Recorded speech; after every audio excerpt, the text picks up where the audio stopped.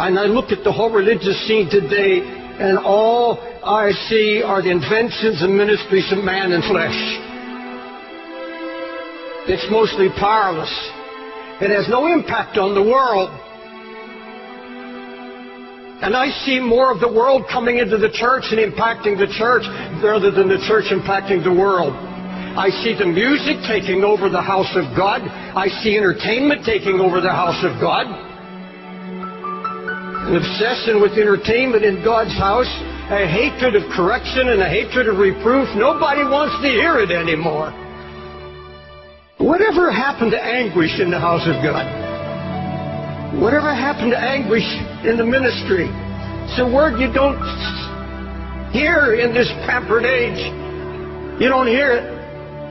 Anguish means extreme pain and distress. The emotion so stirred that it becomes painful. Acute, deeply felt inner pain because of conditions about you, in you or around you. Anguish, deep pain, deep sorrow, agony of God's heart. We've held on to our religious rhetoric and our revival talk, but we've become so passive. All true passion is born out of anguish. All true passion for Christ comes out of a baptism of anguish.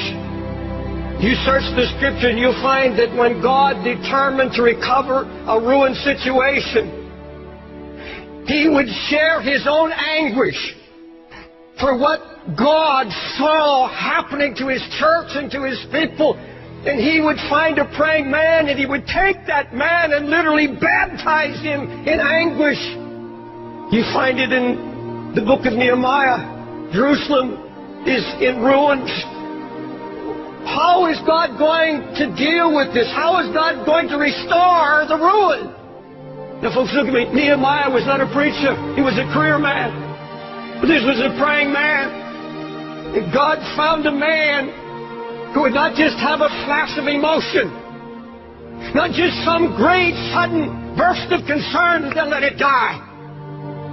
He said, no, I broke down and I wept and I mourned and I fasted, and then I began to pray night and day.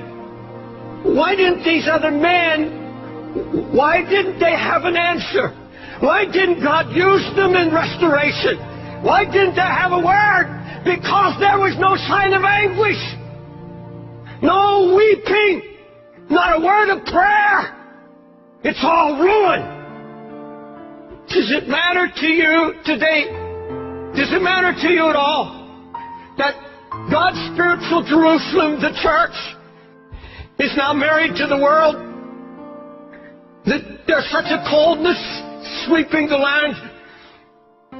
Closer than that, does it matter about the Jerusalem that's in our own hearts?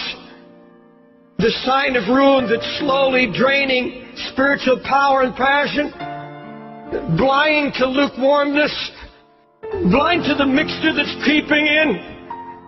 That's all the devil wants to do, is get the fight out of you and kill it. So you won't labor in prayer anymore. You won't weep before God anymore. You can sit and watch television and your family go to hell. Let me ask you, is what I just said convicted you at all? There's a great difference between anguish and concern. Concern is something that begins to interest you. You take an interest in a project or a cause or a concern or a need. And I want to tell you something I've learned over all my years, 50 years of preaching. If it is not born in anguish, if it has not been born by the Holy Spirit, where when you saw and heard of the ruin that drove you to your knees, took you down into a baptism of anguish where you began to pray and seek God, I know now. Oh my God, do I know it. Until I'm in agony, until I have been anguished over it, and all our projects, all our ministries, everything we do, where are the Sunday school teachers that weep over kids they know They're not hearing and they're going to hell.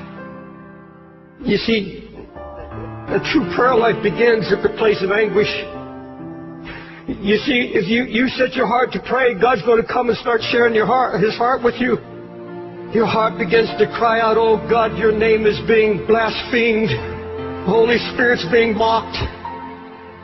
The enemy is out trying to destroy the testimony of the Lord's faithfulness, and something has to be done.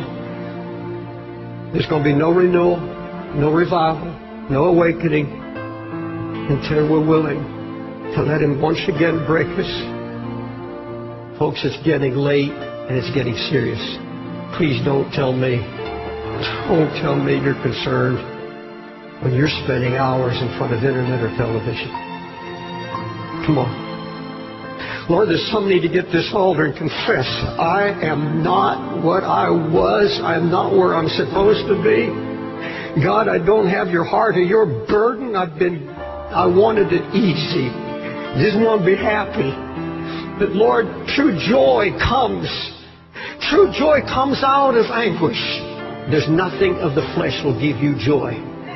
I don't care how much money, I don't care what kind of new house. There is absolutely nothing physical can give you joy. It's only what is accomplished by the Holy Spirit when you obey Him and take on His heart. Build the walls around your family. Build the walls around your own heart. Make you strong and impregnable against the enemy. God, that's what we desire.